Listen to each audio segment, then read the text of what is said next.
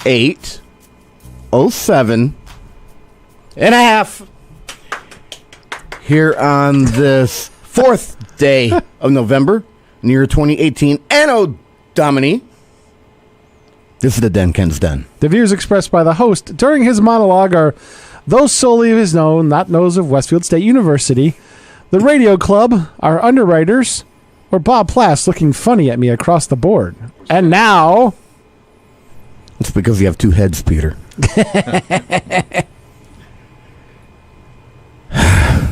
Oh, you know what, Pete? Big one. Yeah, what's going on, Ken?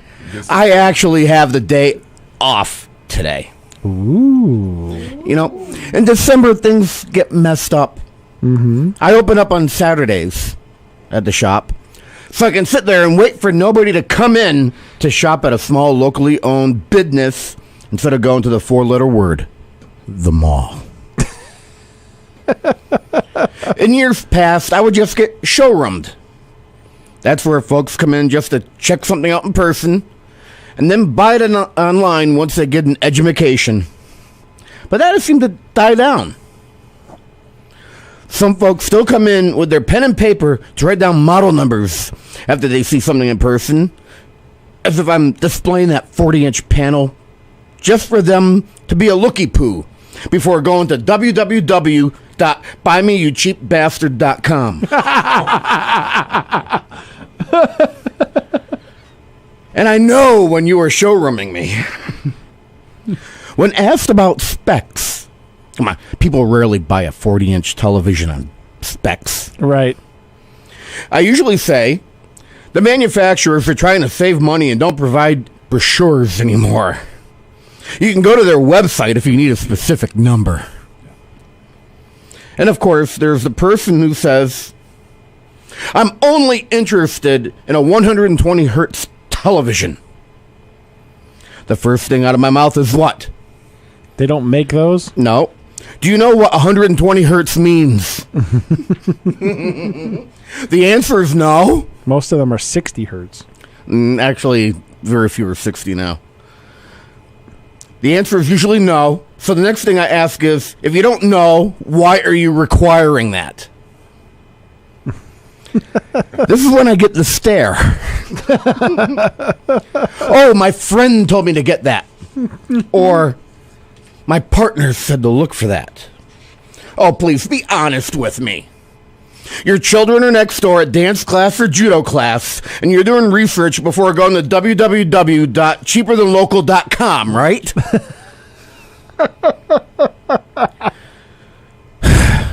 But on the off chance somebody actually wants to spend 5% more, I go in on a Saturday. And then I take a day off during the week. So that leaves me with having the day off today. It took a while to get to this point. And I know what I will be doing today. Oh. Let me ask you something. Okay. Where can you go and find or see all of these things in one place? All right. A 1998 Ford Fusion taking up 2 parking spaces.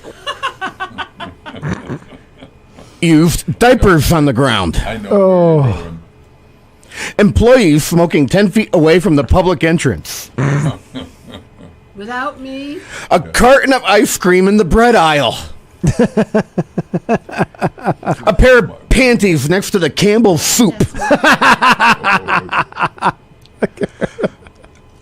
A puddle of unknown liquid in the middle of the floor. Oh. Hazardous waste. A half-full cart abandoned in the pet supplies. An unattended screaming child. Women with hair curlers and pajama bottoms on. Ooh. Someone oblivious that they are in the way. Yep. Kids riding bicycles in the sporting goods area. Pregnant women with a visible tramp stamp tattoo. Oh. Ow. That's tough. Kathy, what place am I talking about? But I can't believe you'd go without me. We're talking about Wally Wally World. World. But without me, Ken? You see, there are a few things I need from there that I can't get anywhere else. And I would usually go there on a Sunday date with Kathy. But I don't do that in December. No, he tells me. Not Sundays. Sundays are just too crowded. The small zoo that is usually Walmart turns into a super duper gigantic crazy attitude dripping patience ending extreme zoo. So I'm hoping that I can go on a Tuesday in the middle of the afternoon and come out unscathed. Good luck. I realize that there are many other people that won't be at work during that time and decide to go to Mr. Walton's shop as well. I've already chosen what path I will take, and I will stick to it. I don't plan on shopping, unlike the other times of the year when I would be looking around to find stuff I didn't know that I needed. I know what product I will be putting in my cart that has that one wheel out of balance so that the experience will be a totally awesome sauce experience. If you don't hear me on the air next week, you'll know that Wally World consumed me. And I'm probably in the need of bail or a court decision declaring that I can, in fact, care for myself. I think there is one thing that I am really stoked about. I really, really hope that I get to hear Mariah Carey singing Christmas carols. That would be totes me goats. Totes me goats. Let's pay our bills. We'll be right back after this.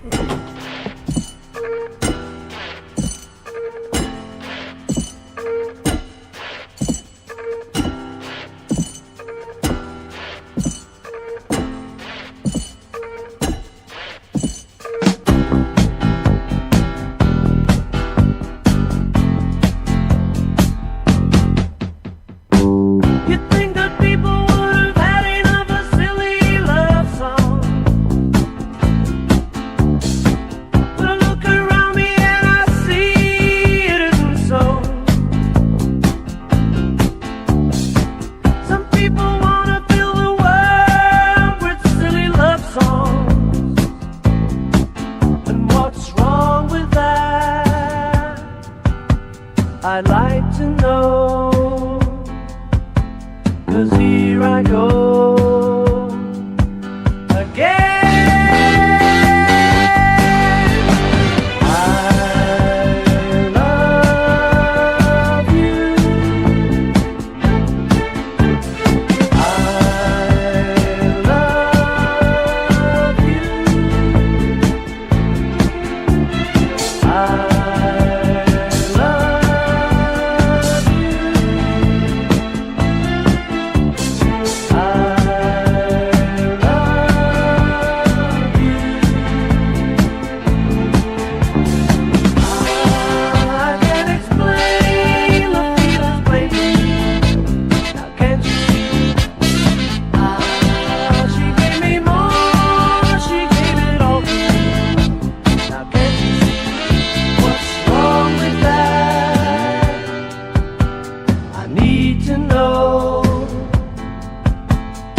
Here I go again. I love you. I love you. Love doesn't come in a minute. Sometimes it doesn't come at all. I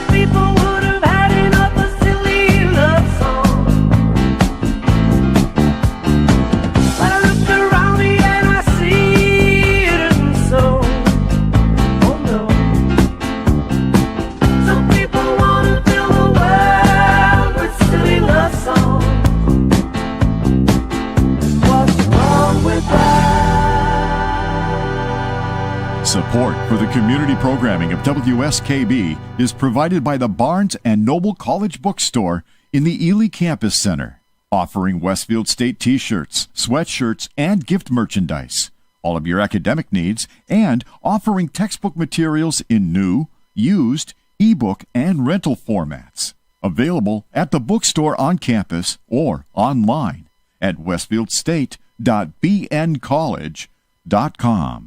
Support for the community programming of WSKB is provided by Comcast and Xfinity.com, offering Xfinity TV, Internet, home phone, and home security services. Information on all that Xfinity has to offer in the Westfield area is available online at Xfinity.com. We thank the generosity of our underwriters. For more information, please contact the Westfield State Foundation at 413-572-8646.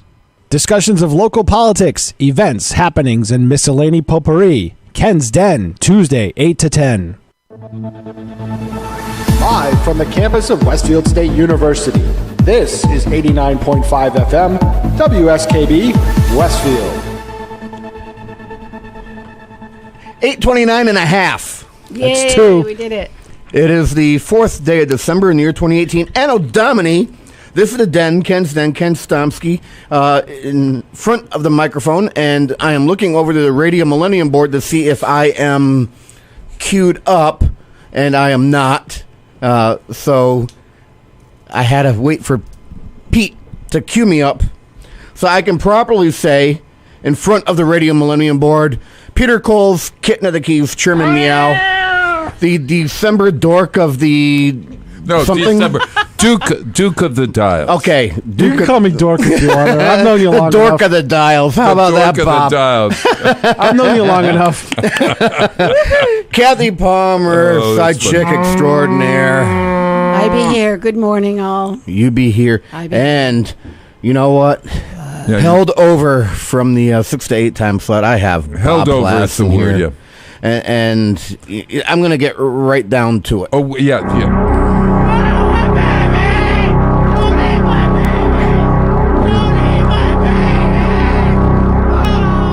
American Horror And Story. now it's time for therapy with Bob Plass. And if you didn't need therapy before that bump, you're gonna need it now. that was just the most insane thing I could find that the FCC wouldn't cry foul on. Oh. But there are several things I need to discuss with my therapist today. Come right in, Ken, and sit down. I'd love to have you aboard. Sit down and let's talk. What's happening? All right. Well, And get your money out.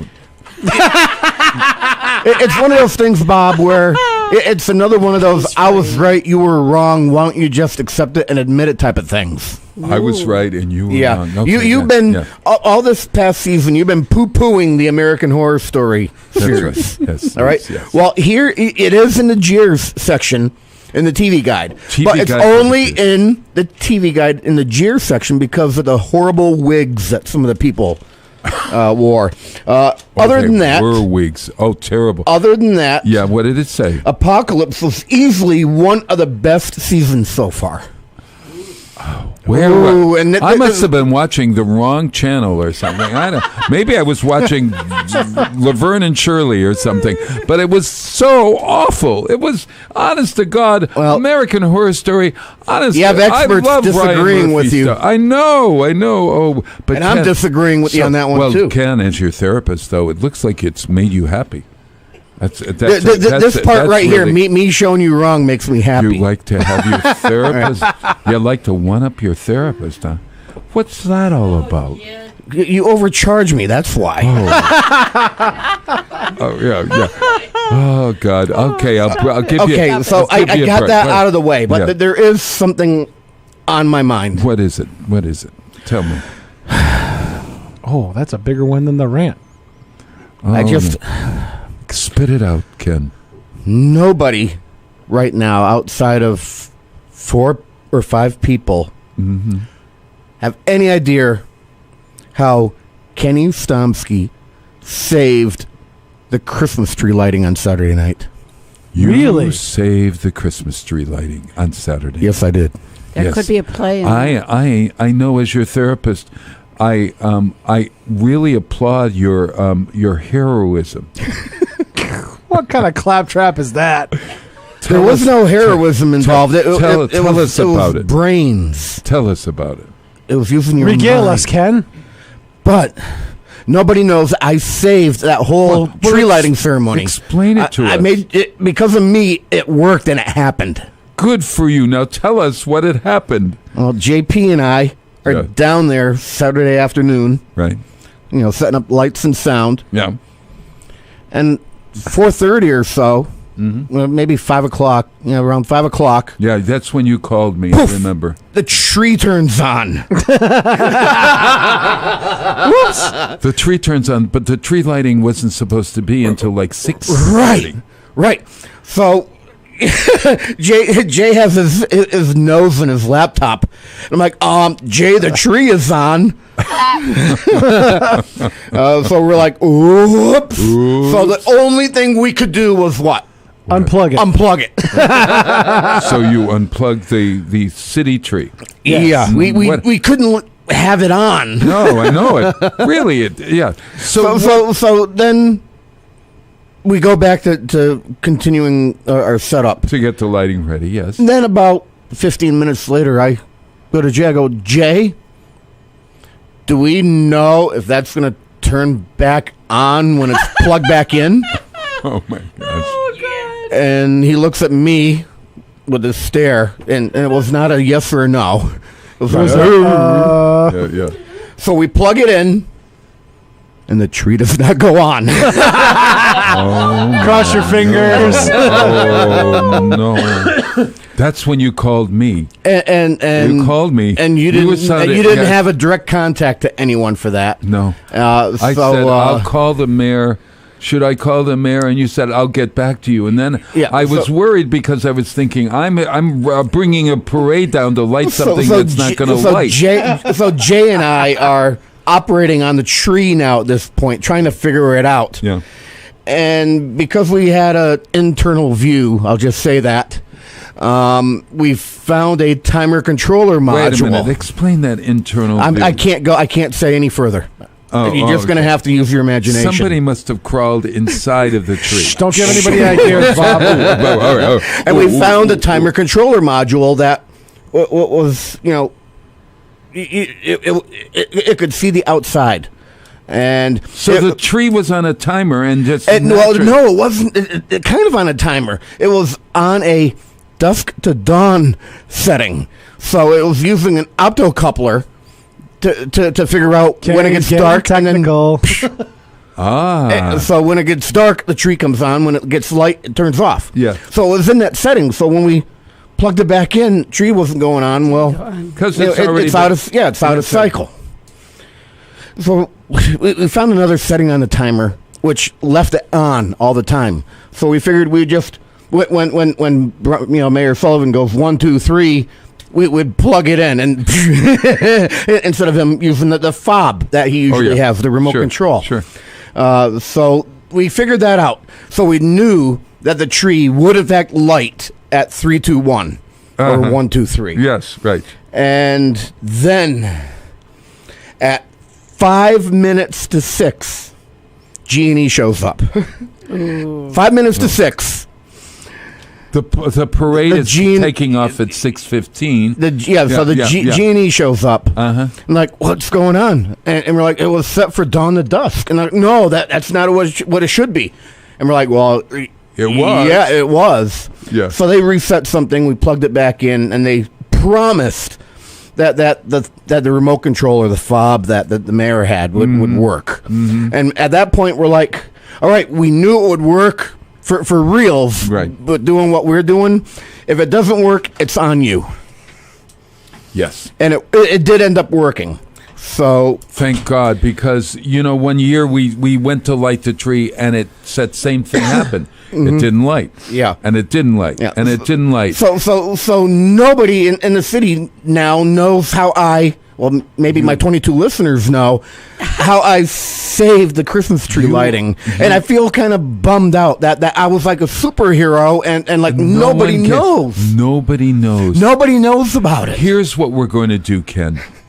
I'm calling my contacts in Hollywood. We're going to have a Christmas movie made of this. How Kenny Stomsky saved Westfield's Christmas. How Kenny Stomsky saved... Are we going to turn it into a Hallmark movie? We're going to turn it into a Hallmark movie, and we're going to have somebody star as you. Who would you like to star as you? Meatloaf. Meatloaf is going to make his Christmas debut. Kenny saves Westfield's Christmas. Yes.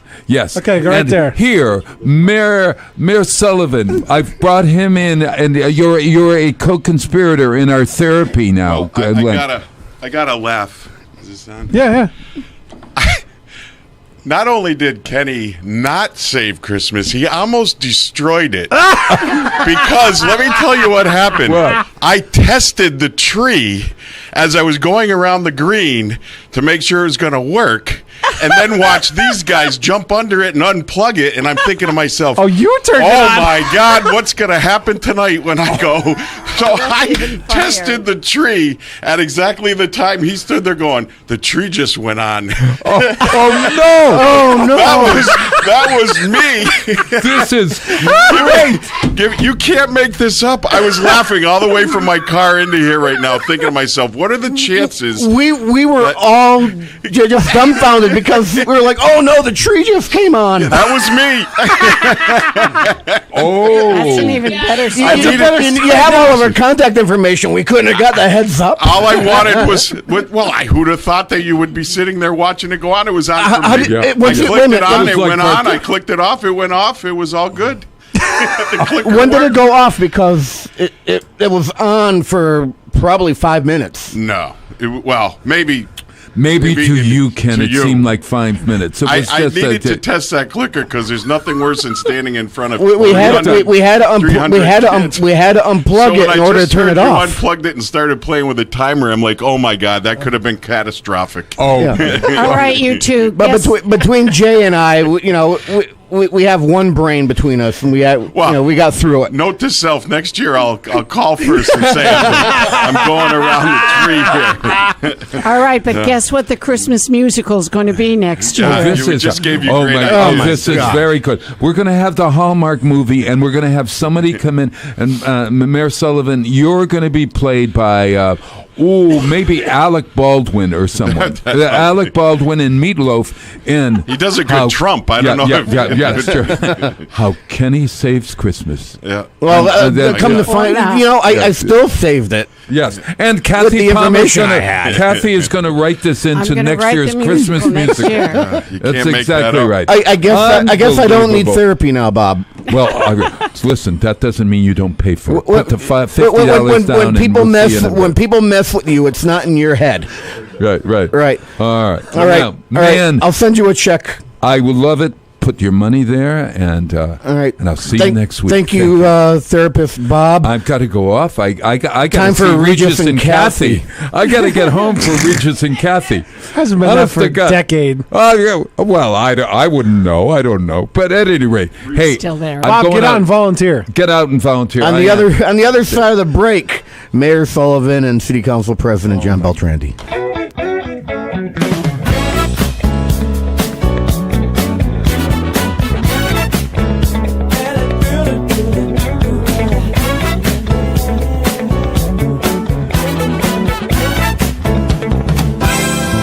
When you feel down and out, sing a song, it'll make you dance, yeah.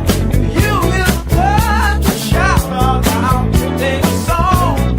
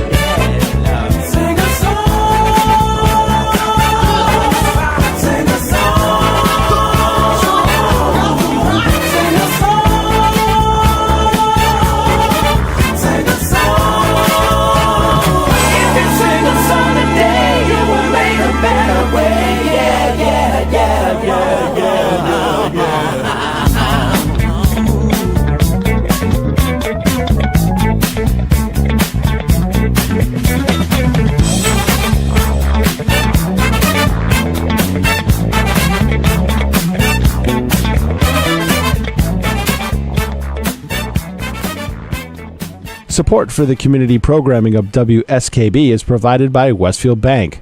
For more than 160 years, Westfield Bank has been an important community presence and commercial leader in the Pioneer Valley.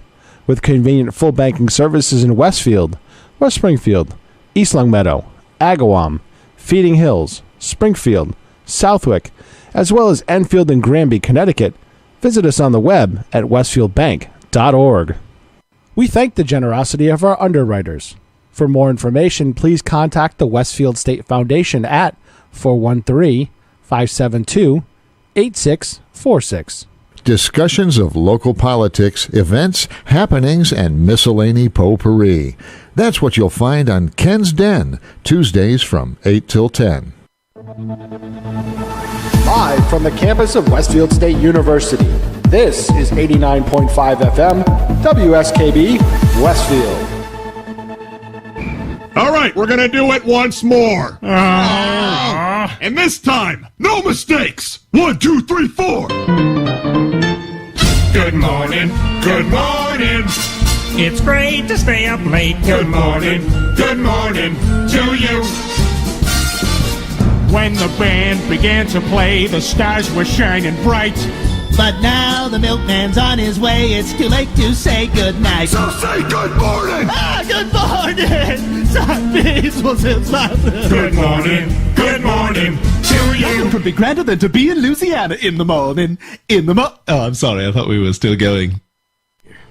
8:39 on the nose here on the 4th day of December in the year 2018. Anno Domini, this is Den, Ken's Den. And with us this morning, I do have City Council President John Beltrandi and Westfield Mayor Brian Sullivan in the studio. But, I have to be official about this.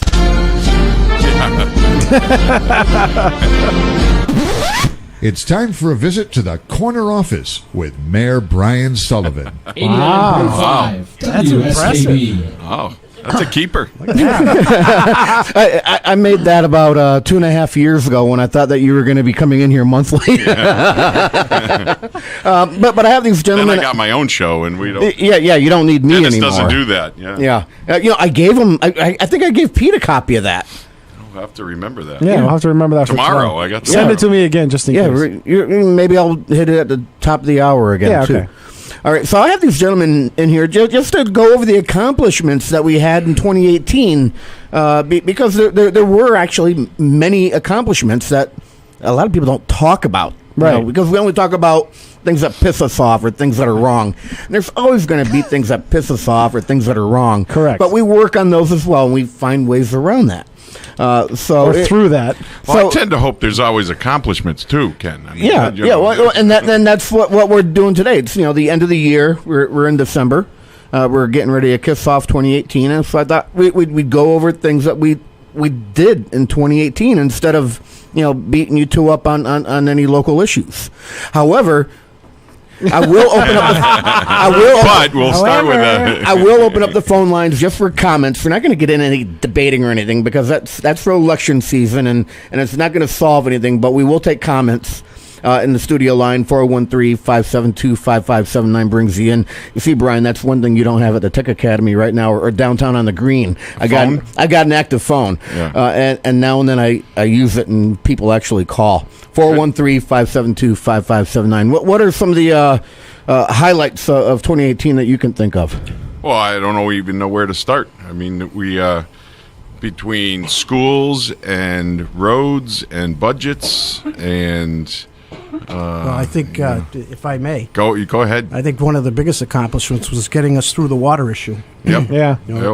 We had a pretty tumultuous year with that. A lot of things went on. Through great. I learned more about water sitting at those meetings and covering them. Yeah, and through. I learned a ton. Yeah, great cooperation with City Council and the mayor's office and the water department and everybody involved. We finally managed to get it across the finish line and get these things in process to get our water cleaned up. Yeah, as a matter of fact, just in the last 2 weeks, we've had the temporary filter turned on and tested. We took it down to work a little maintenance on it, but not because of anything to do with the water filtration. That's coming out clean. We actually had a first round of testing. We'll bring it back online, test it again, and then put it into the system.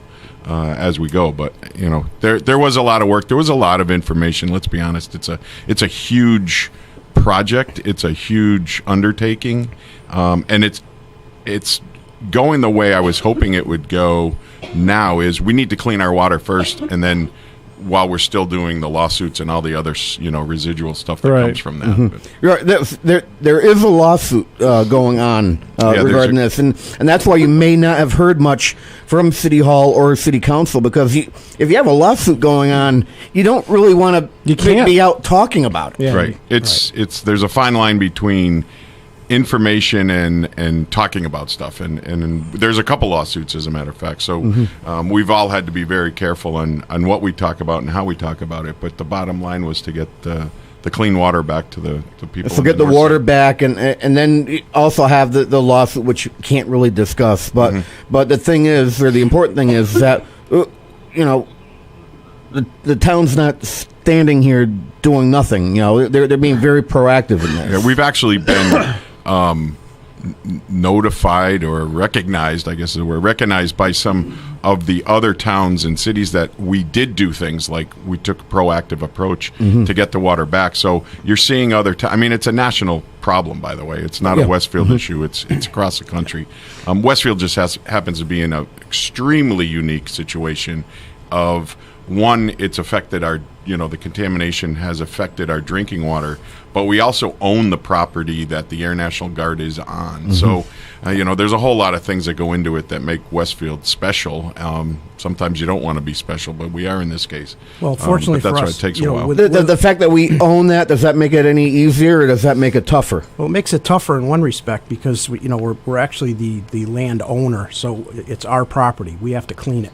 And there were a lot of things that went into the discussion as to what our responsibility would be or could be moving forward. So the fact that we got to where we are without having much more of this coming back on the city is a credit to everybody involved, because we could have ultimately been directed to do this. And, we managed to work our way around it to make this somewhat palatable at this point, so that moving forward, as these processes move on, and again, the litigation will take its course. But, when I said it all the way through the process, when you wake up in the morning, there's two things you need. You need clean air and you need clean water. There's no discussion to be had. So we had to step up to the plate and do what we had to do to get us to this point, and the rest of it will fall into place as we go. But, That's right. So right now, when we say at this point, we have a new filtration system in, and that is on well 2. Correct. That's a temporary, but yes. Temporary, and well 2 is the well down on Union. That's right. You see the construction down there between Springdale and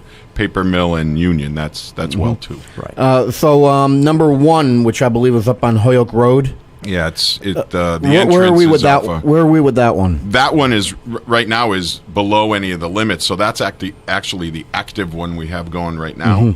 So, well number 2 has the temporary. We've started construction on well 7 and 8, and that's up by the golf course. That's right. That's in the back of the. That's actually on land that we own through the airport. So that was another whole snag that we had to go through to get permission to build.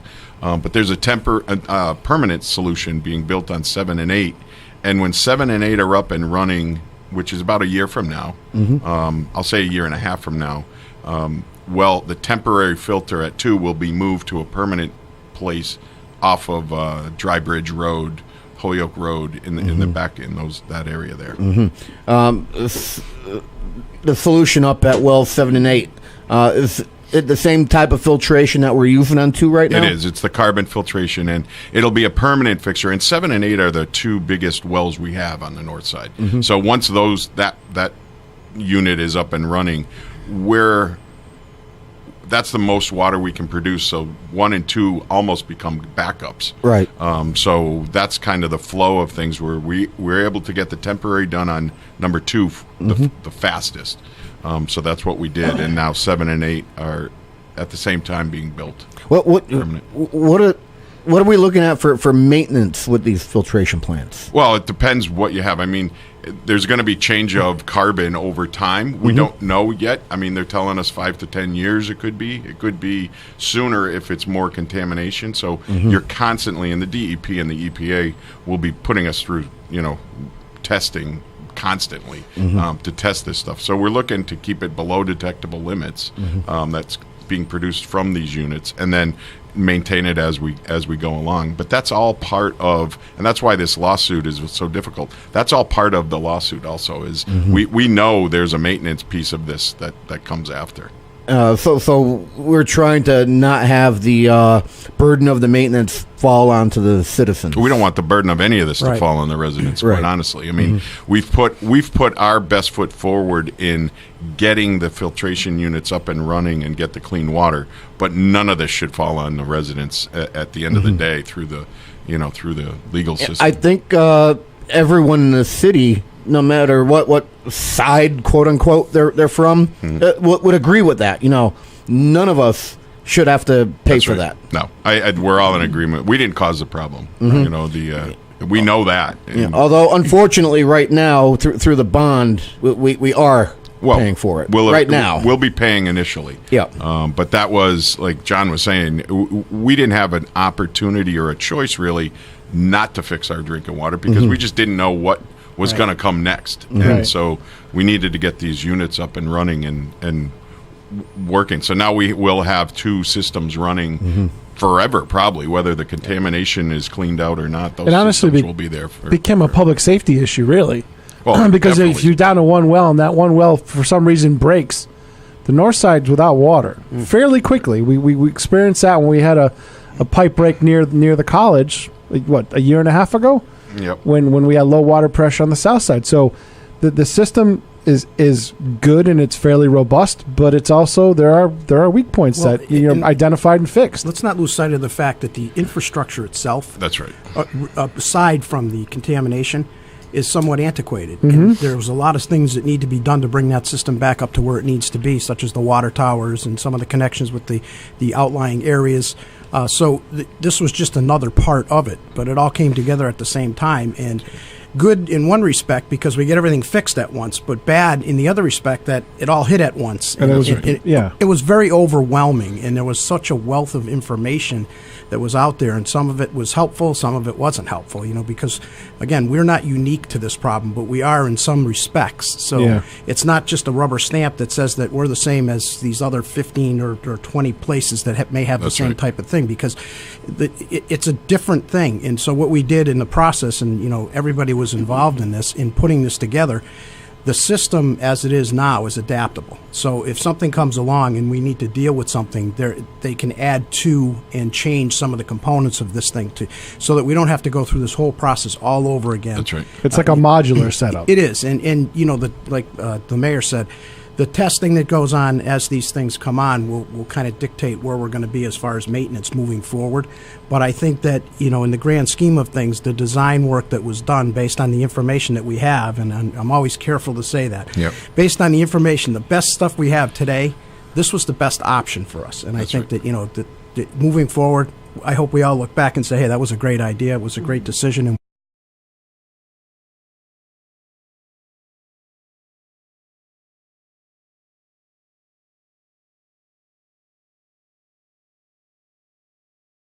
Now, way out where you are you city water or are you well? I am city water. It's kind of odd because I think the line must come down West Road. I'm city water, but where your former in-laws lived was well water. Yeah. So below I think he me, was both, actually.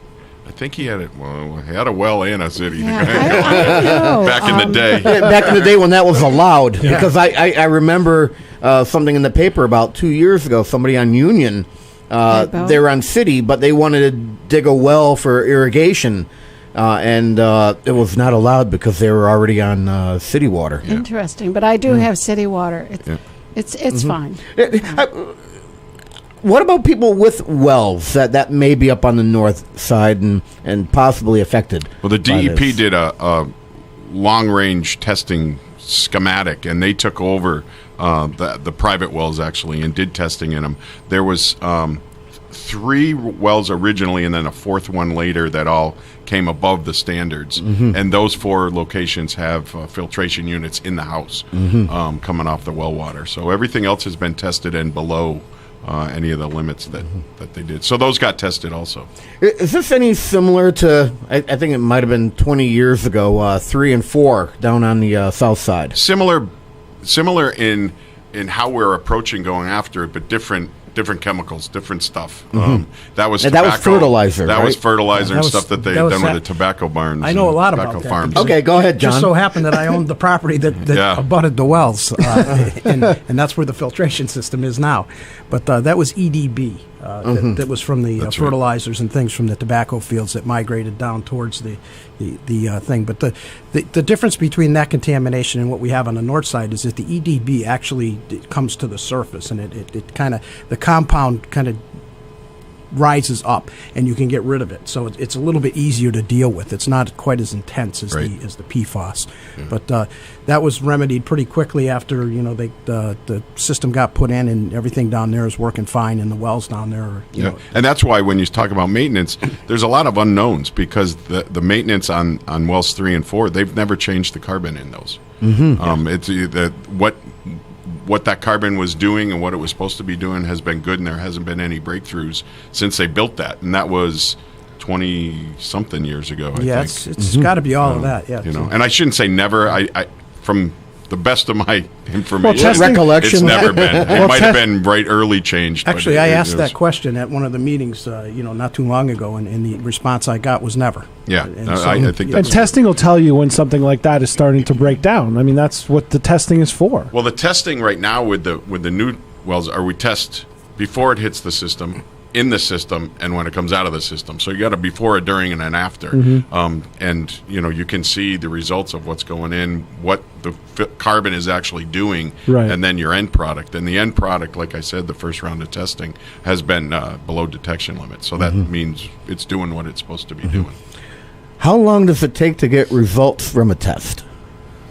I think that question was answered, but I'd be lying to you if I told you I remember what it was. It kind of depends on what you're testing for. Most of them are within a couple of weeks, but some of them take a longer period of time. In this situation, though, you kind of have to start your next round of testing as soon as you get the results from the first one, just on a time basis, because you're constantly wanting to know what happens. You don't want to do testing and find out that there's a problem, and you have this long lapse in between that you don't know when the problem I think maybe started. That's what's in my mind right now. So you're just constantly testing, and they do that. That's a requirement. I mean, they do that today from the reservoir. They do that from our, they're testing constant. But I can tell you right now, and the president will back me up on the amount of money we pay on chemicals and things like that, and the the water plant today is huge because of what DEP and EPA put you through to make sure your water's clean.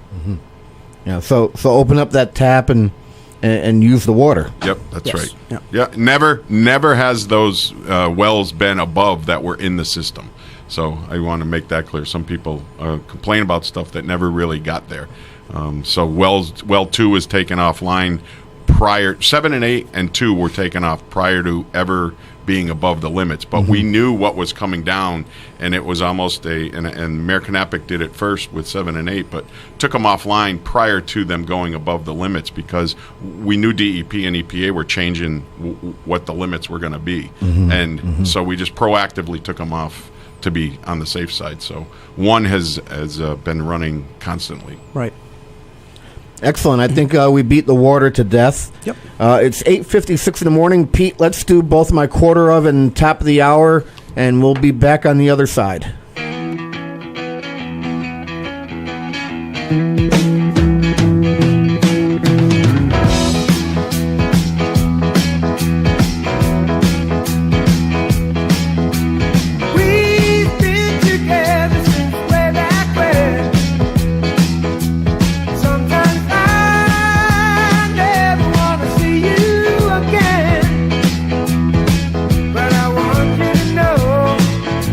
After all these years,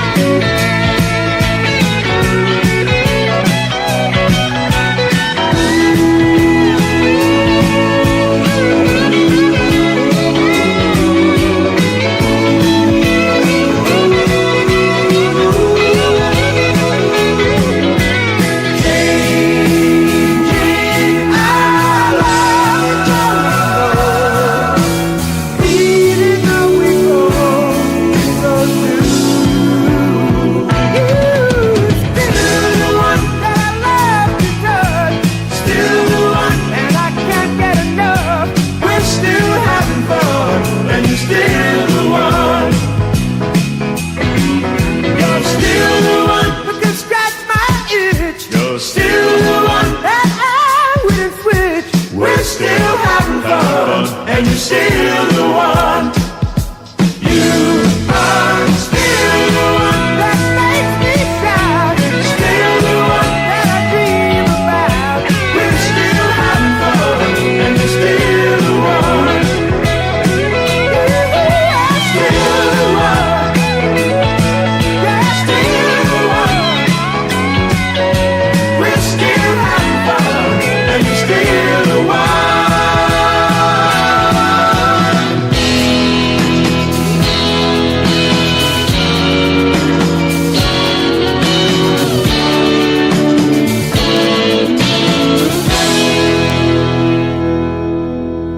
Underwriting for the community programming of WSKB is provided by the Boys and Girls Club of Greater Westfield, serving the youth of the Whip City and surrounding communities since 1969.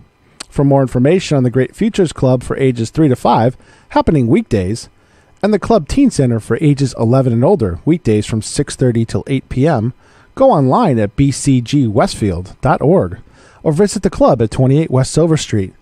The Boys and Girls Club of Greater Westfield. Great futures start here. Support for the community programming of WSKB is provided by the Dunkin' Donut Shops of Westfield and the Sardinia family. It's nice to know that even as the world changes, Dunkin' Coffee remains the same at 7 convenient locations throughout Westfield. We thank the generosity of our underwriters. For more information, please contact the Westfield State Foundation at 413-572-8646. Thursday morning from 6 till 8, it's Patrick Berry, owner of the Westfield News Group. Community Radio. 89.5 WSKB. Live from the campus of Westfield State University, this is 89.5 FM, WSKB, Westfield. Do you know who I am? Kenny! Surely you can't be serious. I am serious. And don't call me Shirley. Who the hell is that? Kenny! Who is that? Kenny! Who the hell is that? Kenny! Who is that? Kenny! You're listening to Ken's Den with Ken Stomsky. That's the fact, Jack! Giggity, giggity, giggity. 9:01 and a half. I did that on purpose. It's the 4th day of December in the year 2018, Anno Domini. This is the Den, Ken's Den, Ken Stomsky, in front of the microphone as I am each and every Tuesday morning, 8 to 10. Peter Coles, Chairman Meow, kitten of the keys in front of the Radio Millennium Board. The December... You can call me already. Duchess. No, it's the Duke of the Dials. But he called me the Dork of the Dials. Duchess of the Dials? Duke. Okay. Duke. You called me Dork of the Dials. Okay. Sidecheck extraordinaire, Kathy Palmer. I am here, regardless. And I'm here with Mayor Brian Sullivan and City Council President John Beltrandi. We're not hammering anyone on issues or things going on immediately. We're just kind of going over the past year, and we touch upon the water, and we got some good points out there. I think one of the other big things that people were talking about earlier on in this year, and a lot of work went into addressing it, were the road repairs. Yeah. We, with the help of the council, we spent over $5 million this year in road repairs, whether it was tar and stormwater upgrades. A lot of drainage. A lot of drainage issues, things like that. But we tackled some of the ones that have been neglected over the years. And I don't know if it's because they're in the outskirts of the city or not, but it was some of the bigger roads, the Granville Road, North Road, Shaker Road, Montgomery Road. If you think of there's a couple up at Hamden Ponds.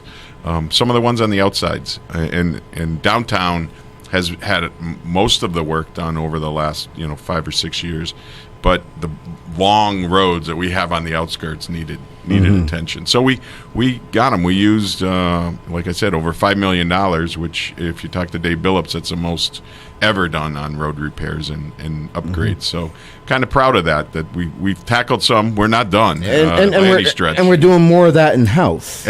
Well, and that was one of the things in agreement with me and the president is if we could do things in-house where we're not paying third-party vendors all the time, we can stretch the dollar a little bit, but we also can do some of the projects that we want to get done quicker because we know which ones they are. And some of them are small. Dry Bridge Road got done. I mean, that was terrible. Right.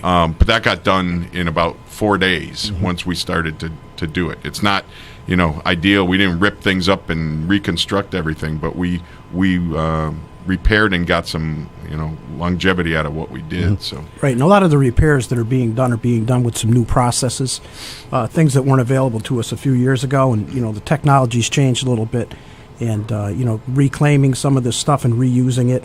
It cuts back on the cost, and it also cuts back on the time that it takes to do it. Right. And so we're able to, through the efforts of the mayor's office and the DPW and the engineering department, everybody getting together and putting these projects together and looking. Like the mayor said, a lot of these roads on the outskirts have been neglected for a number of years, and it was because of a couple of different things. The distance involved in the number of some miles, and then of course the cost. So these new processes cut back on the cost, which allows you to do more mileage, more mileage of it, and it shows. I mean, if you drive around some of these areas now, it's like it's a new part of the city.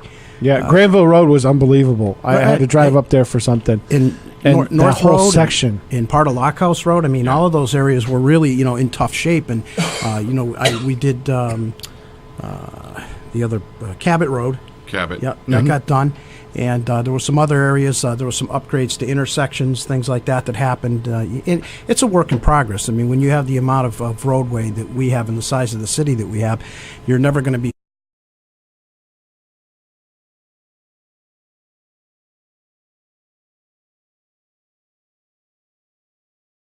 and going. I'm getting a lot less people, come to me and saying, "You got to do something about these roads." Yep. It'll be another topic, but the best part about it is that'll come around again in March. Yeah. But the best thing, as far as from my standpoint of being council president this year, is the number of people who came up to me at these places and said how much they loved the Pumpkin Fest, and the Westfield on weekends, and the tree lighting, and the parades, and the lantern things that we did. Bob Plass was involved in 100% of that stuff, as well as many. And the Nason. But wait a minute, there's nothing to do in Westfield. Yeah. Well, there is if you want to. You have to have your head in the sand if you think there's nothing. I mean, Tina Gorman can do a 2-hour show just with what's going on in the community. Like literally no guests. Right. And just keep pulling announcements out of her folder just for the stuff that's going on in the next week and a half. Well, and just getting to that, the mayor and I, along with a few other councilors, went to the event at the Senior Center a week or so ago. Yep. And the Veterans Tree Lighting? They had the Veterans Tree Lighting. And I will tell you that, history-wise, for me, my mom was the director of the Agawam Housing Authority for a number of years. And so, kind of know what goes on with these things. But Tina does an unbelievable job with the program. She very does. And with everything that she does down there is first class. I mean, you go there, it's just, it's another world. And these seniors, they're benefiting from what was done and what they had a few years ago. And what they have now, just leaps and bounds, and what they do with the facility and what they provide to everybody there, and even the general public that comes in and looks at this, the quality of the services there are just top notch. I'm hoping she's still around running that place when I retire. Yeah. There you go. She's going to be retired by then. I don't know anybody who has more energy than her, though. No, she's nonstop. She's just, and dedication, too, because I know she's there long past her scheduled time every day. Yeah, but what she did down there, too, was she took it in to the next level. She's got the Veteran Services group is down there because the veterans, a lot of them are seniors, so they go there for that. They've actually assisted my father, who was a retired veteran. It was a great idea to put it down there. And then we just recently cut the ribbon on having a community police officer down there also, Mark Carbonneau, because he was answering to phone calls from the seniors an awful lot. We finally put him down there. And again, thinking out of the box a little bit was, you bring it down. The seniors feel safer. They talk to him all the time.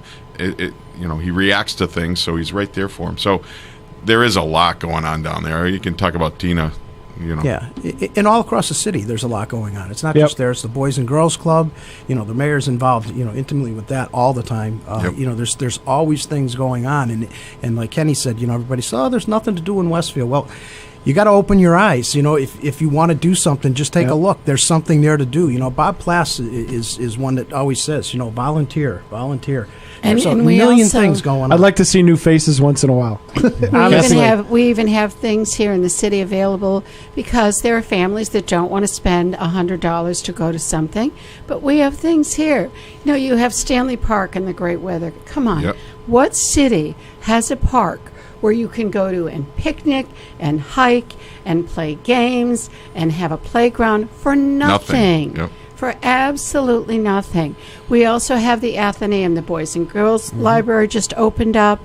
Yep. Fabulous place to be. They have the museum upstairs. They have the resource room. If you want to do research, you walk in and say, hey, I want to know about my family background. I want to know about my house. I want to know about the history of Westfield. There's a whole room there with the resources on the history of Westfield. So there's so many things that you can do here that are low cost or no cost. We have a fabulous city, and there are so many resources that people aren't aware of. And we have theater here too. We do. Okay, that's your thing. Yeah. My right? That's your segue. cue. Yep. Well, the Westfield Theater Group and the Women's Club, and we have the 350 play coming up next year. We're also working on with the 350 committee. I'm working on bringing in the history into the schools, and I'm going to be doing that come March. So there's the 350 in itself, Brian. Yeah, is a tremendous. I said it at the tree lighting. Get involved. If you're not going to some of these things, then you're missing out. I mean, the talent we have in Westfield is phenomenal. I mean, obviously Kathy with the plays and everything that happens at the Women's Club, but the Westfield High Band and the choir sang the other day, and there was the dancers from New England Dance, and just some of the painters and the arts and crafts and things that people put. The Pumpkin Fest is phenomenal. I mean, it's on the map now. As long as Mother Nature cooperates all the time, that Pumpkin Fest is going to be packed all the time. So. And the artworks, the art shows, and the art walks that are coming up, and these are no cost things for families to actually come and do. And something I noticed, and it was last year's Pumpkin Fest that I noticed, was that the business community has chipped in too. They've invested in what's going on. So when you walked out, and it happened the other night with the lantern walk, the business along Elm Street, they were open. They'd all come out to the street to watch us go by. Years ago, when you did that walk, it was walking through dark. They ignored us. It's like, who are these They people? either weren't open or they didn't come out. Well, there was they're embracing it. Yeah. The thing is, if you take a look back a few years ago, there was nobody there. Nope, There's a lot of new businesses that have opened up there, restaurants and little specialty places that are there that weren't there a few years ago. That's right. Yeah, that's right. I dropped by Joe's Dos Rios when I was setting up to just grab a burrito. And I'm like, I'm over here on the green just setting up, and I'm downtown, so I thought I'd frequent your establishment because, everyone there knows me, I know them, but because of my work schedule, I don't get downtown during normal business hours often. So, he appreciated that business, and he was packed. And he's like, the parade is tonight. I'm waiting for them to start going down the road, and a lot of the other businesses down on Elm Street were lit up and open. They were busy. And this is what we were saying in the past. A few years ago, when we have an event like this, even if your normal business hours are 9 to 5, go to 7, go to 8, just on those nights when we have something going on downtown, and it's not going to kill you. Hopefully, just the opposite, I would think. Bring your business, and once you're known, people may try to go out of their way to get down some other time. Yeah. The thing you got to realize too is with the Two Rivers, Joe was a city councilor, okay, and he took it upon himself to invest his money and his time into the downtown, which says a lot for downtown city of Westfield because Joe was intimately involved in a lot of processes with the downtown. So, it's encouraging to see that these types of things are, I thought he was going to go really far into politics when he ended up assisting Humison. Yep. I'm like, okay, well, he's going to become the next, he's going to go work in Boston. He's going to be the next senator or rep. And then I see him open up a burrito shop. I'm like, when? What the heck's going on here? And it's, it's a great place. It surprised the hell out of me. I'm impressed with those guys because I bump into Joe and his brothers and all the other establishments too. By the way, I was just up at 7B's this weekend, and they were leaving with takeout food, and they've been at other places. So those guys, they That's funny. They walk the walk. It's nice that the businesses down there play off of each other too, because they're all in it together. So they do help each other. I see them guys at other places all the time. So.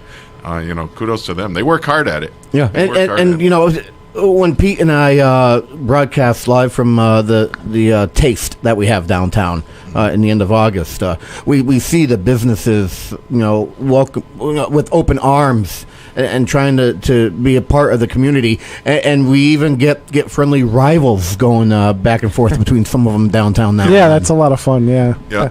We want to next year. We for the food fest. We really need to get. The Rotary's now completely on board with the burger challenge the first night.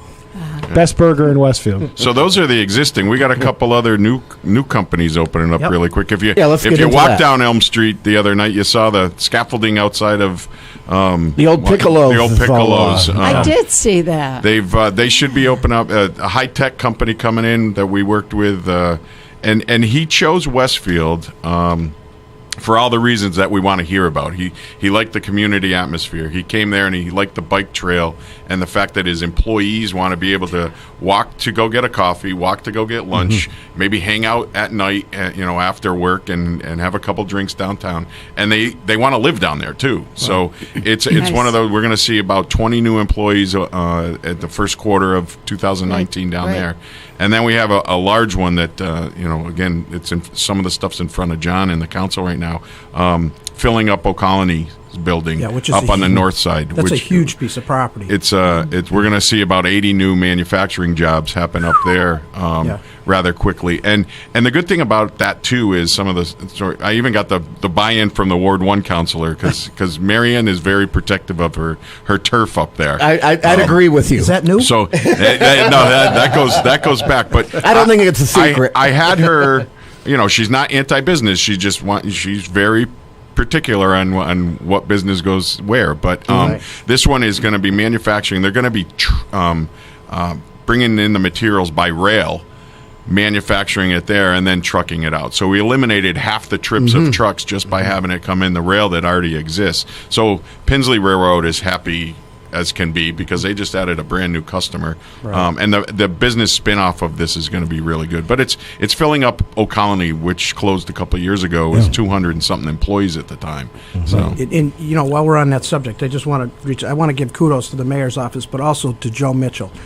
Joe has spent an enormous amount of time on these things, and he's there at everything. He's at all our council meetings. He keeps me briefed on everything that he's looking to do. Don't want to lose sight of the effort that goes on behind the scenes that people don't see. There's a lot involved in this, and the team that the mayor put together to do these things. You can see this stuff coming together, and it's starting to work. It's frequent now. Yeah, appreciate you saying that because Joe deserves the credit on some of the things. It's information. That's what you need to do is make sure you're getting the right information out so that the people understand what's coming and what's going on and why. So it's good. From the city council side, the city council as a whole, we want to see these things happen. This is all part of the thing. A lot of times people see us, heading in different directions and having different ideas about things. But at the end of the day, when we sit down, the goal is to do what's best for the city of Westfield and to move the ball forward. And, when you sit down with the other 12 people, the 13 of us, and you start looking at some of these things, you're always going to have a little bit of, banter back and forth about what's good or what isn't good. But at the end of the process, we need to, bring these businesses in. We need to create more tax money coming into the city, create more jobs, which again creates foot traffic for the downtown, which creates more going on economically, and it just makes us a more marketable, property for anybody outside looking in. We have more assets than most communities in the state. You talk about marketable. You mentioned with the Old Colony, half of the logistics is going to be performed by rail. How many other communities have a rail spur like this that can serve industry? Well, short haul railroad too in town. Yeah. Very, very, very few, and even on those few, they don't have an airport too. So, yeah. And you also mentioned briefly when you're talking about downtown, and we touch on the bike trail, and I know there was a lot of controversy. I happen to observe, and I've seen it several times, and people need to know this. There's a store near one of the entrances to the bike trail, and I constantly see people coming off the bike trail, going in, getting a grinder, getting a soda, getting something to eat, sitting there on the edge. It is bringing foot traffic to downtown. It absolutely is. Yeah. And as it gets more and more popular, because it's new. It's new and it's not completed. It's just a couple years old. Once it's complete, I'm going to be jumping on that. Once they really know about it and people are aware of it, I guarantee that's what's going to happen. Yeah, there's business that has come to City Hall wanting to see the timeline of when that's done. They're waiting for it to be completed, just because they know at the end of the day when they can connect the whole thing, then it is going to be a. You get that bridge up over Main, and then you're able to zoom through downtown, elevate it up on that hill. Right. I mean that's going to be awesome. Pretty cool when it's done. I can't wait for it to happen. I live off a meadow. I want to utilize that. Yep. And I love the park on the north side. It's beautiful. I don't care. It's absolutely gorgeous. You can look out over the river. You can see where the old dam was. It's just fabulous. Yep. I've been one of the ones all the way along who's said that, I wish the bike trail didn't cost as much as it did. Well, but that's the way it is. It's going to bring the money in, John. We've been presented, with a lot of information from other communities that have this, and they give us the data on what, has grown in their community because of these things. So looking forward, the investment is there. We made the investment. I think that it's going to work out long term. To finish the project is just going to make it that much more attractive. And with the matching, though, with the state, we really would have been idiots to say no to that. Well, the feds put in an awful lot of money too. Yeah, right. Well, we got to a point where people were talking about maybe stopping, but once.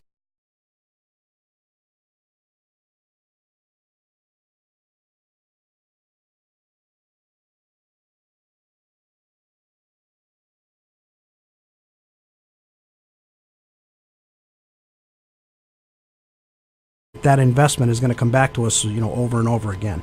9:21 in the morning. Pete, I owe you a break. Let's get to it.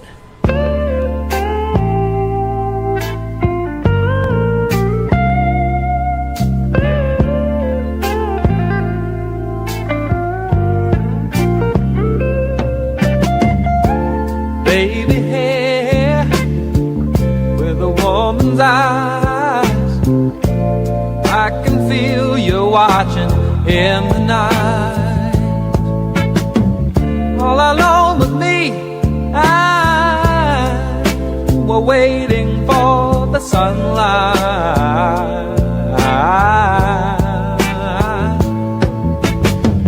When I feel cold, you warm me, and when I feel I can't go on, you come and hold me. It's you and me forever. Sarah, smile.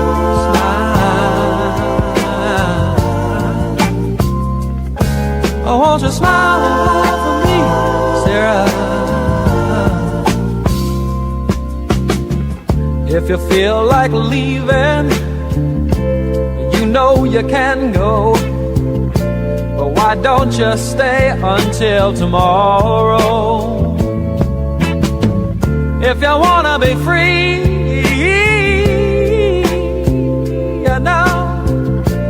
all you got to do is say so. And when you feel cold, I'll warm you. And when you feel you can't go on, I'll come and hold you. It's you and me forever. Sarah, smile. Oh, won't you smile a while for me, Sarah? Sarah, smile. Oh,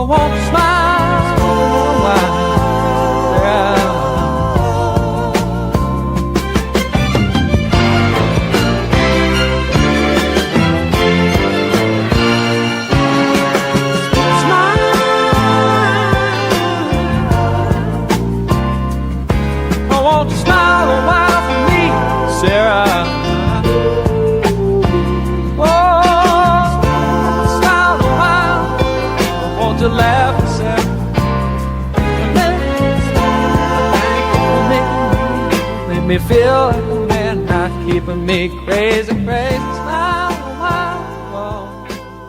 WSKB's programming is generously underwritten by Whip City Fiber, Westfield Gas and Electric, where they offer gigabit internet speed. Whip City Fiber, turning Westfield's neighborhoods into fiberhoods. On the web at whipcityfiber.com.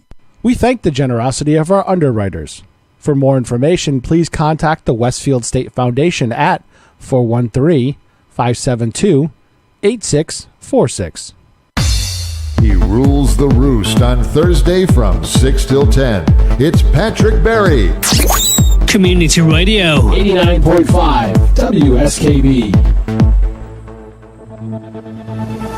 Live from the campus of Westfield State University, this is 89.5 FM, WSKB, Westfield. 9:25 on the nose, Pete.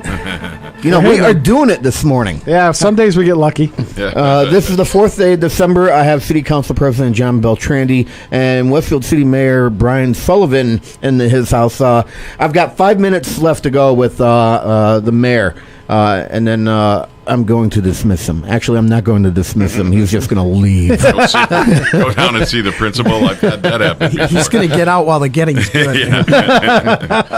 So, anything else from 2018 just that might be standing out for you right now, or it's just we're heading in a good direction? We're heading in a good direction. I think we're financially we're healthy. We're doing a lot of things. We got one of the things on the roads that I didn't get out was that the council helped me commission an engineering report. So we have a report coming. We actually have it in our hands. We're just kind of deciphering it because engineers speak. So it's got to come down to my level. But it basically, in a nutshell, rated all the streets in Westfield. And instead of constantly reacting to problems, we're trying to be a little proactive. Oh, yeah. And attack some. So over the next, it'll be a 5-year plan. Roads are never going to be 100% all over the place. You're never going to be done. We're in New England. We have a boatload of roads. But like John was saying, technology's changing. The way you do things change, and you got to take advantage of that. So we've tried a couple of things out. North Road was a perfect example. The people up there were amazed at how quick that got done. Yeah. And it was because of the technology we used on that road. Right. And so we're going to try that out a couple more times. And the 5-year plan was something that I heard both from your office and from the council asking for this, saying, hey, instead of just running around like a chicken with your head cut off, come up with a plan. And I like that the council and the mayor's office are working together on that with the DPW, saying, right, let's start being proactive on things. We're always going to have potholes. Like in this is December, New England. December 4th, I will say that true. right now. We're already It's true. fixing ones that happened from the snowstorm that we've already had. But we're going to have those in the spring. So I don't know where, but just plan on them. But we can get better. We can get better at some of the things. And a big topic of conversation in council now is stormwater. Right. And that's probably one of the most major problems we have is drainage. Water and drainage on these roads. That's what's causing a lot of the problems. That's why we're repairing Western Ave next year. Yeah, that's why right. Mark Rosati, when he was been on the Westfield News Show, that's what he's always talked about. He says the major detriments to roads are no drainage. Yeah, I mean, if you look at Granville and what we didn't just mill and pave that. If you go and you really look, do it while you're not driving, but take a look at the sides of the roads. They did a lot of stormwater drainage fixes on both sides of that road to get the water off the road and into the tree, into the belts and things like that. So we're trying. We're using technology. One of the things that I've at least seen, especially over the past year or two, is the communication between the mayor's office, the city council, and the departments that are responsible for these things has been tremendous. And it's good to have that kind of communication and cooperation because it just makes everybody's job easier. Yep. And we've got committees in the city council that handle these things, and they move them along. If you take a look at what we have in committee as far as the city council, there's not much there. We don't have things lingering for years. No. We don't have things stick. We're getting them in and getting them out and responding to them. And that's important because that's what we're there for. That's what we get paid for. That's what we get elected for.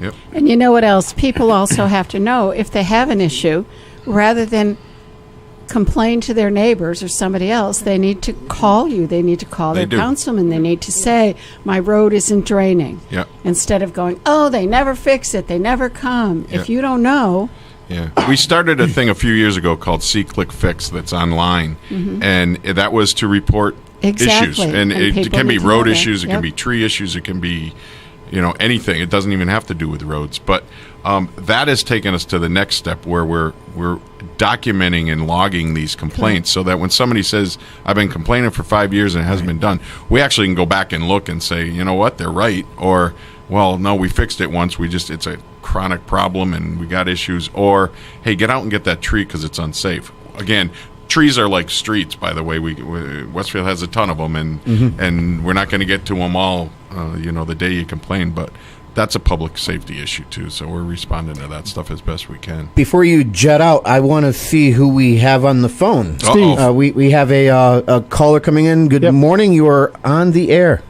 Hey, good morning, guys. How are you this morning? Good. How are you? Good. Mayor Sullivan, I just had a question, or more of a statement, but what coming up in the next year or so, obviously it's an election year also, but what's the main goal or your dream goal per se to come up for the next year? What's my main goal, or what's the goal? I'll be honest with you. What would you like to get done? My main goal for the next 12 months is going to be Phil Newberry's lot. At the beginning, first quarter of 2019, there's going to be an RFP hit the street in regards to filling that 20 plus. I think we're hitting 30 years now that's been a hole down there. Yeah. But it's actually, as far as I'm concerned, that's the cog that'll complete downtown in a positive manner. And if we can get what we're looking for down there, which is going to be some retail, some restaurants, some housing down there, and bring, because what we're seeing, and we were just talking about the company going into Piccolo's, one of the things that came out of that was how much the millennials are looking to live downtown. They don't want cars. Right. They want bikes. They don't want to go far to get their coffee. They want to be able to go in shops next door and things like that. And that's just bringing foot traffic, and that's bringing economic development right to our downtown, which obviously spins off to everything else we're doing. So if I can be the guy that's sitting in that chair as they put the shovel in Newberry's lot, that's my goal. Excellent. That was a great question, Steve. Thanks for calling in. Actually, can I have another question with John, actually, if that was possible? Absolutely. Go ahead. I guess there's a vote coming up on the planning board, transferring planning board to the city council as far as a special permit. Right. I wonder if you wanted to speak to that, because it seems like the war drums are starting to beat about that. Well, I think that there's a couple of viewpoints on that, Steve, and there's two bodies that deal with these things, the planning board and the city council, in these special permit situations. I think that the elected officials get their feet held to the fire a little bit more by the people during these decision processes. I can't say either process is perfect, but I'm not sure where the debate will go. There's some leaning towards one, there's some leaning towards the other.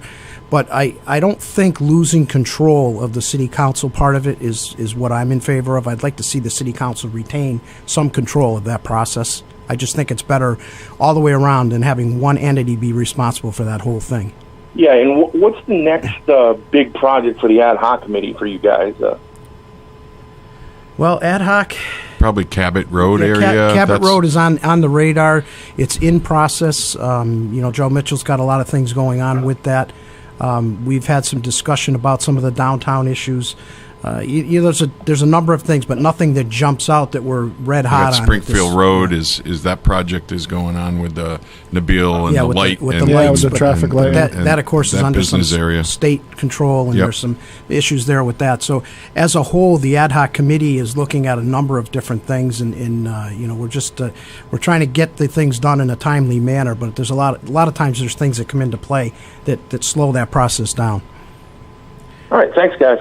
All right, thanks, Steve. Thanks for calling. 9:33 3/4. Hey, it doesn't work every single time I look up at the clock. It's pretty close, though. Mayor Sullivan, I want to thank you for coming in and chatting with us. Thank you, guys. I appreciate the invitation. It's always nice to talk and catch up, and and laugh. You know, You can everybody's promote got to your- start a morning with a laugh, and that's the way it should be. You know, you can promote your show tomorrow, right? I'm on tomorrow from let's see, 8 to 10 with Dennis Akins. Actually, he has a guest coming in, I believe, around 8:30. Okay. Harry Rock is coming in to talk about the 350 and Perfect. and what's new and hot. And the first night, which is coming up December 31st, we're talking about things that are going on in Westfield. Please get involved and take a look at all the events coming on with the 350. Harry has been working with his committee, working so hard, and the spin-off of that, the plays and the artistic things that are going on, the cultural events we're having, the historical events we're having. It's going to be a nice 6 months. And first night, if I can put a plug in for something Harry and Pete have pulled off, is I will be talking to it's not the mayor of Westfield, Parish England, council from Westfield, England, on first night. So they're wishing us a happy 350, and we're doing it around 7 o'clock p.m. our time, so that it's midnight their time, and we're pulling this off, and it's neat stuff that's going on. Some out of the box thinking and some fun times. So and s'mores get that involved. night too. S'mores that night. And Harry will tell you it's all about family and community and fun. First night's going to be for the kids and the families, 4:30 to 7 o'clock with some fireworks at the end, and come down and see it. Even if you don't have the kids, come down and see it. But You can actually see me and get Kenny involved. do our countdown show, our top 100 and what's countdown better show. than that? That in itself is worth the price of admission. Which We got a really which is small- free. is zero. Which is free, by the way. We got a really small space in the Children's Museum. I'll show you later, Ken. There you go. Oh, hey, I wonderful. appreciate being on.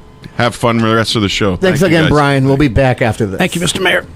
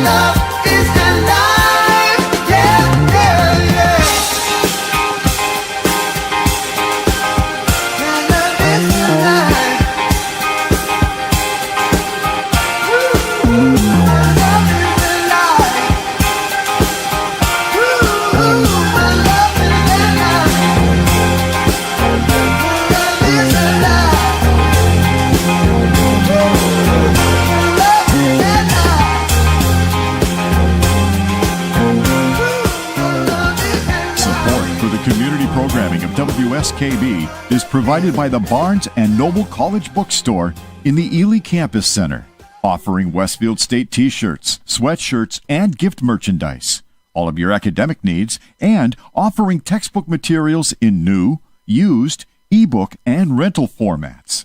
Available at the bookstore on campus or online at westfieldstate.bncollege.com. We thank the generosity of our underwriters. For more information, please contact the Westfield State Foundation at 413-572-8646. Wednesday mornings from 6 till 8, it's Tina Gorman with Wake Up Wednesday. Community Radio. 89.5 WSKB. Live from the campus of Westfield State University, this is 89.5 FM, WSKB, Westfield.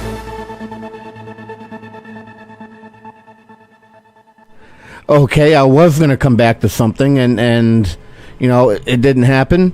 And now I'm still trying to queue something up, and Well, go for it. and it finally queued for me. Okay. You know, Here I we think go. I clicked something wrong. But this is what I wanted to come back with, just to get a smile going on the face. Okay. Oh, quiet everybody, my commercial's on. Hi, I'm Peter Griffin of the New England Patriots. I'm here to kick off the Touchdown of Savings weekend at Wilkins Hyundai and Subaru.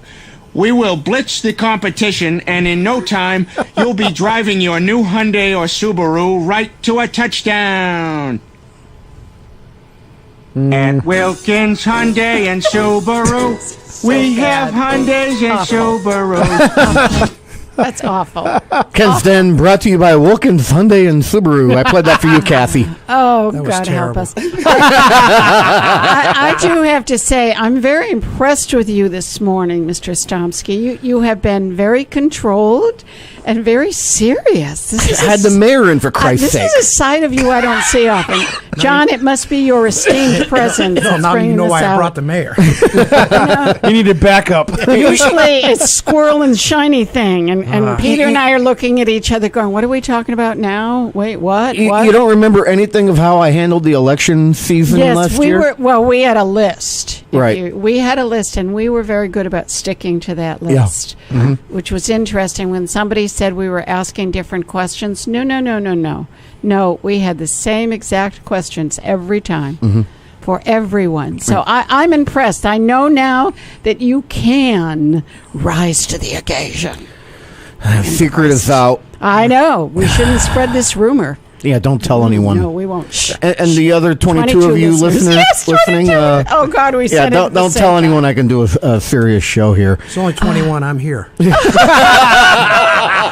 You're right. Good job. You're right. Score one for John Beltrandi. President Beltrandi, this is a council week coming up here. It is. Anything big going on, or are you just trying to keep the load a little light for No, the rest of the year? Pretty light lifting right now. We got through the process of setting the tax rate, and we got through the that whole thing, which was a special meeting and then a regular meeting. In this week, we really don't have anything earth-shattering on the agenda. As you say, you wind down at the end of the year. All the heavy lifting's been done. I'd like to just, if I may, just let all the counselors know that it's been a productive year. I think everybody did a good job with the jobs that they were given. The committees did a great job with what they had to be tasked with.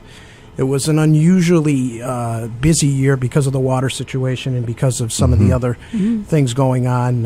We've got to replace a member of the school committee here pretty quick. And we've also, this week, we'll be dealing a joint meeting with the G&E prior to our regular meeting to appoint the member that will replace the vacancy on the G&E board.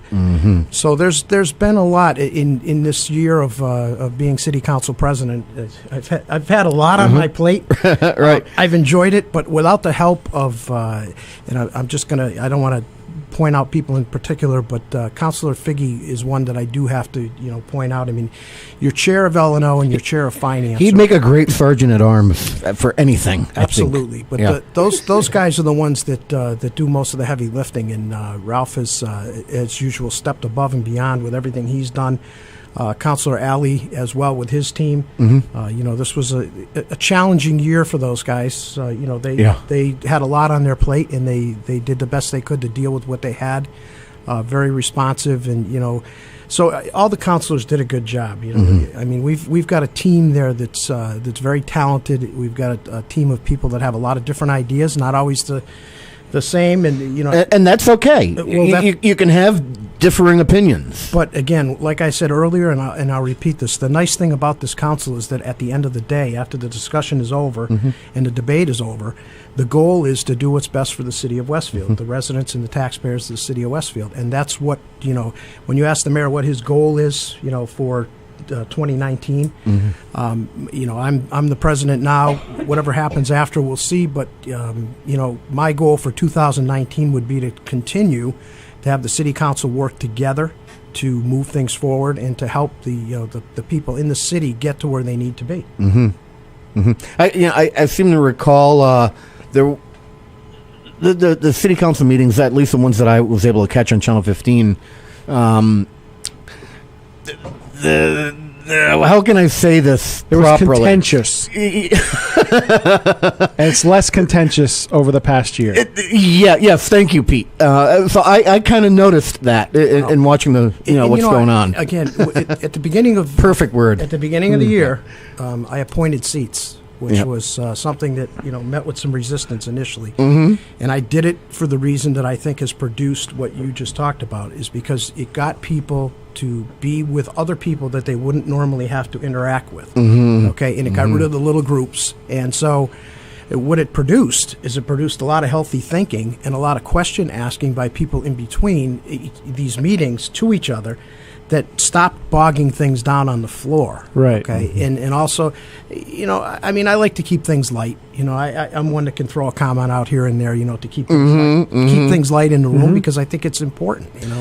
The city council, I went to the school committee meeting last night, if I may touch on this, because I am a proud grandfather too. My granddaughter two of them are at Paper Mill School, and the Paper Mill class gave a presentation to the school committee last night about people that came in and spoke to the class, which I was one of them.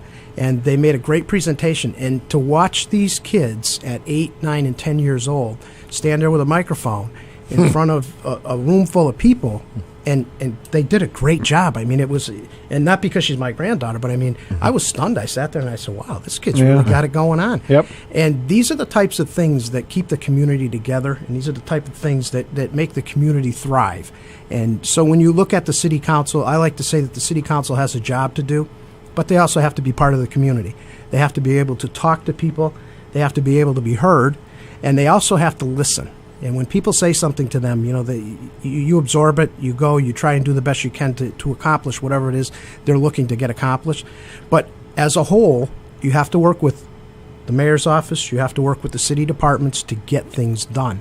And I think that this year, I like to think that a lot of that went on, and I like to think that the monumental tasks that we had in front of us, including the water, we managed to get through them, and I'm happy with the way And it the was public side has to remember, in regards to what John just said, things that happen in the government, it's a marathon. It's not a sprint. Would you like to see more people come to council meetings and interact with you off the record, like before and after a council meeting? Would you like to see more of that? I always like to get input from people. It helps my thought process on a lot of these things. You always get the same people, it seems, that have, input into different things. It would be nice to see some other people come along and give us their thoughts. And not only during a complaint process, Right. I always like to hear people's positive input, say, hey, we really think this is a good thing you did. And also you may say, hey, we really don't like the way this turned out, and that's fine. But, if you have these committees and you have these counselors and the executive branch, and everybody works together to get and this is not an election year, so this isn't an election speech. Because one of the things that I think that everybody is aware of is that, as a city council president, I don't allow people to promote themselves, politically on the floor. I just don't do it, because there's no value in that. Right. There's a time and a place for that. The hard work that gets done needs to get done at our city council meetings. The other stuff can happen outside. Right. But, I've noticed my big little pet peeve of mine is a lot of the committee meetings where the actual work gets done. there's nobody there, but usually it's well attended by city councilors because they want to know to have an informed vote. Right. But never do I see the public there when I'm either called to a committee meeting or have to cover one. Right. The room is empty. Oh. And I think that's a bigger problem than everybody showing up the night of a final vote for a city council thing. Come in and talk to your councilors. It's even more informal then, at a subcommittee meeting. You know something? This isn't exclusive to Westfield because even if you just watch the regular news, if you watch Holyoke, Springfield, they show sometimes some of these meetings. There's nobody there. I mean, there's a handful of people, and so it's not just Westfield that happens.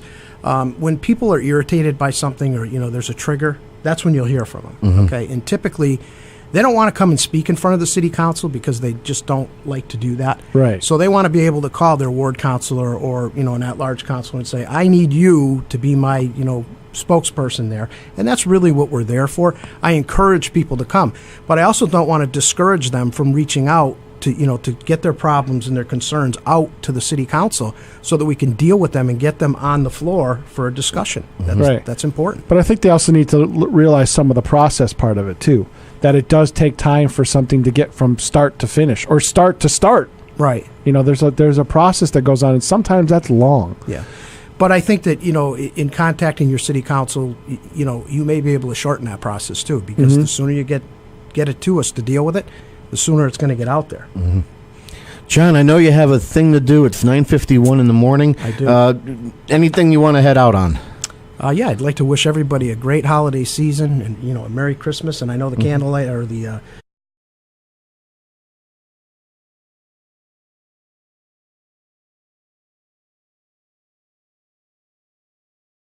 I know that Councilor Surprise is big involved with Cheryl Crowey on the Artworks. The artworks. Yep. Bill Westerland's been posting his crazy off because they've got a lot of events coming up. Yeah, I'm sponsoring an event this weekend. Yep. One of my companies is sponsoring an event this weekend. It's pretty exciting. So I'd like to encourage people to get out there and be involved in your community. Yep. Be involved with these things because there's people out there that do a lot of hard work and they volunteer their time. And, they need to see that on the other side that people are receiving that and they're doing something with it. I mean, I'm doing more than I ever did in community involvement, and I take my 5 granddaughters and we go to all these events and they think it's great, and you're promoting the city as a whole, and that everybody just have a safe and happy holiday season, and hopefully next year will be a prosperous year for everybody. John Beltrandi, thank you for coming in. Thank you, John. Pete, a quick break please, and then Kathy and I will wrap it up.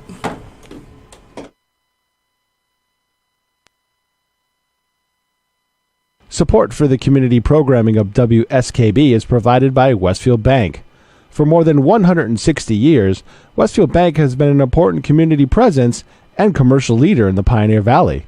With convenient full banking services in Westfield, West Springfield, East Longmeadow, Agawam, Feeding Hills, Springfield, Southwick, as well as Enfield and Granby, Connecticut, visit us on the web at westfieldbank.org. Support for the community programming of WSKB is provided by the Dunkin' Donut Shops of Westfield and the Sardinia family. It's nice to know that even as the world changes, Dunkin' Coffee remains the same at 7 convenient locations throughout Westfield.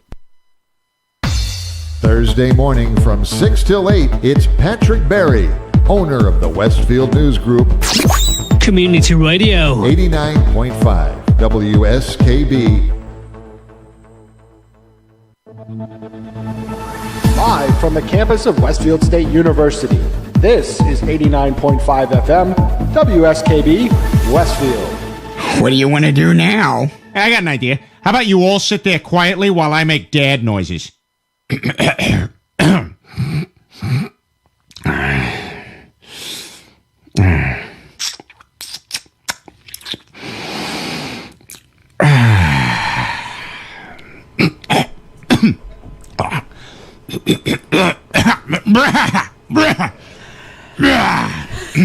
This is worse than dad jokes. It's awful.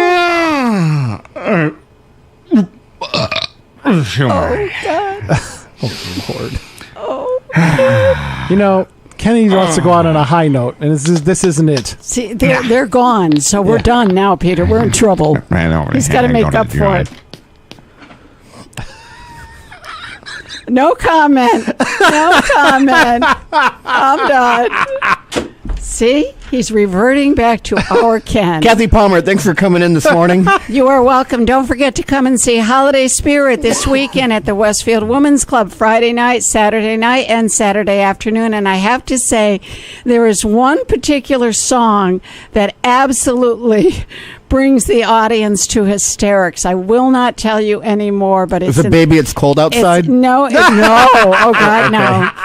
Yeah, and it's in the second act, and the minute it starts, the audience just falls out of their seat, but I am not going to tell you what it is. All right, check out Kathy's show. I want to thank my listeners and viewers if you're on the Cable 15, Channel 15 side. Next week, Danny Paquette from the Library. 2 weeks from now, Chef John Slattery will be in here. And then 3 weeks from now, I have the day off, and we'll have 12 hours of polka and Polish music that day. And then December 31st, the Top 100 Countdown with me and Pete from the Children's Museum. That's all I have for you. I'll catch you next time.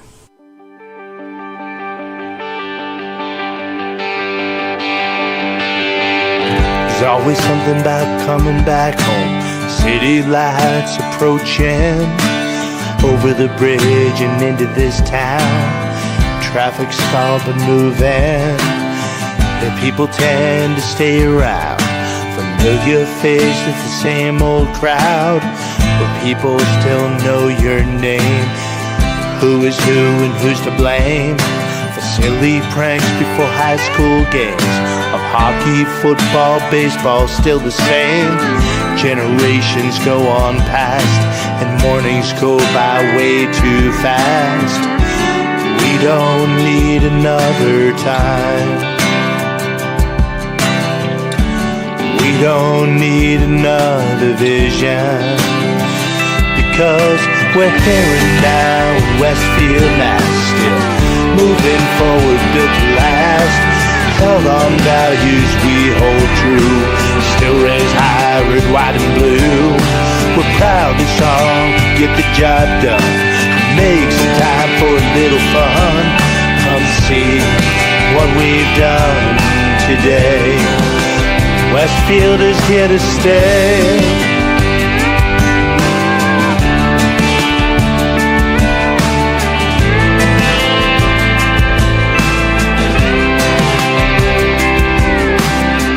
Stanley Park to Little River Road, so many opportunities arose.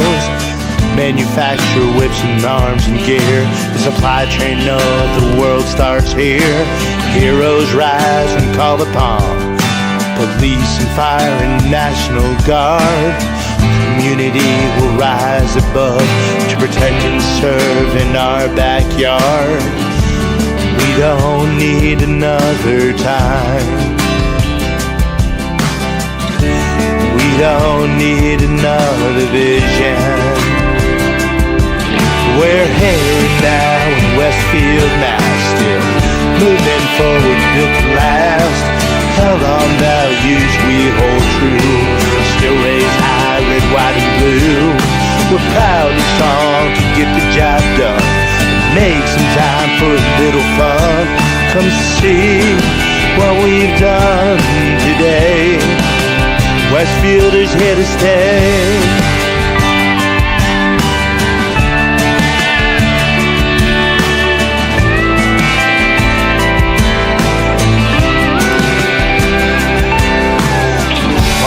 Life of Dickens days, sprinkles holiday cheer among winter's rays. Streetlights glow with gaslight warmth to bring us back to charm. We hold tight to tradition here and celebrate 350 years. Rebuilds, wars fought, and kids coming home from victories, losses, and parts unknown. They don't need another time. They don't need another vision. They're coming home to Westfield, Mass, still moving forward, built to last. Held on values we hold true, still raise high, red, white, and blue. They're proud and strong, get the job done, but make some time for a little fun. Come see what they've done today. Westfield is here to stay. Here to stay.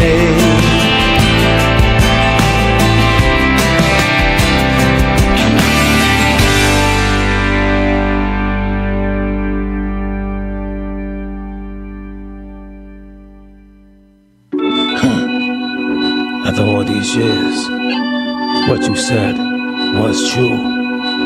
The Shaolin and the Wu-Tang is very dangerous. This the ODB, kid. That's real. Once again, coming through your area. And I'm gonna tell you one time, you gonna love this. Yeah, I had to get the money, son, it wasn't a choice. Die hards on the bars, ladies loving the voice. Yeah, morphine flow, numbing your joints, bombing like he number 81 from Detroit. Zombie life, World War Z, antidote to your virus, your highness, the world on me. Capital G, cool as the dude from Dos Equis. So deadly, I'll make it rain, I snow heavy. Sick made, Nick Cage, high ride with fire. Forever with bars, sorta like a life, but with the son of anarchy. I be breaking bad, walking dead, daydreaming of making a band, dancing with the stars. Americans idol me, the mentalist with the big bang. Still number one, still number one. Still number one, one. Still number one, still number one, still number one. Yeah. The most duplicated, anticipated, validated urban legends in the books with the ones who made it. Highly celebrated, everything was work related. Current